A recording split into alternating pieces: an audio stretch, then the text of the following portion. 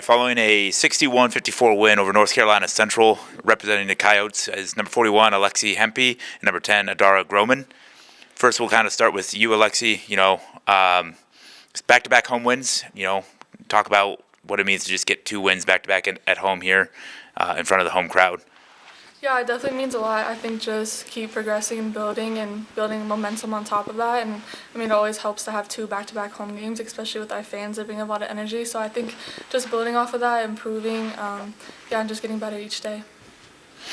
Adara, in the fourth quarter there, you had some big shots, some big steals, and some big moments. What were you seeing to help get a spark for the team to pull out the win? Well, I think that we were just struggling making some shots, so I knew it came to the defense. So I was just trying to do my best to be everywhere and get those stops so we could get more extra possessions because we needed them. For either one of you here, just resiliency in the second half, especially that fourth quarter.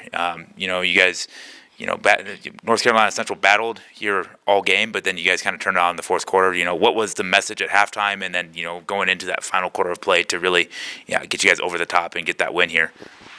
I think it was we've been here before. Our first few games, we went in overtime or we lost in the last possession. So it was just knowing we've been here before, and just finally making the adjustments at halftime that we needed. We knew our shots weren't falling, but we knew to keep going and keep attacking, and just be smart when we got to the layups. We used 2 feet, they told us. So just to be smarter and then be more aggressive on defense.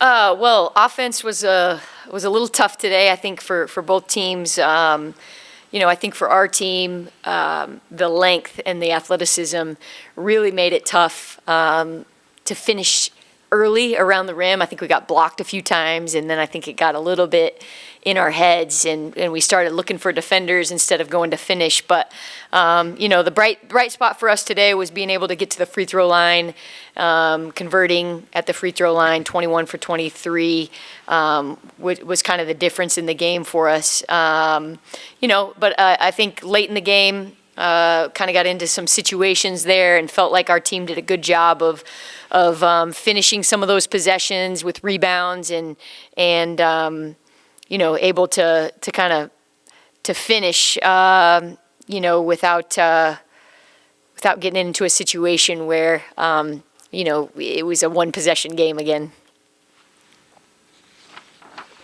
All right, yeah, well, a win is a win on the home floor. That's 2 straight now in front of the home crowd. What do you take away from that? Getting ready to head to Nashville next week, getting 2 wins in front of the home crowd here. Yeah, I think it's good for our team, to be able, we talk about that a lot, to be able to kind of protect the home court and be able to win games at home. When you get out on the road, it can be tough, So, I'm proud of our team for finding a way today. It was definitely not pretty, but sometimes that's how it goes, and you just kind of have to find a way to win, especially when you're not shooting the ball particularly well from the three-point line, and like I said earlier, not finishing around the rim particularly well either. Another 20-plus point performance for Grace Larkins. Is that another bright spot on the floor? In a scoring drought, able to look for her to go get you points and.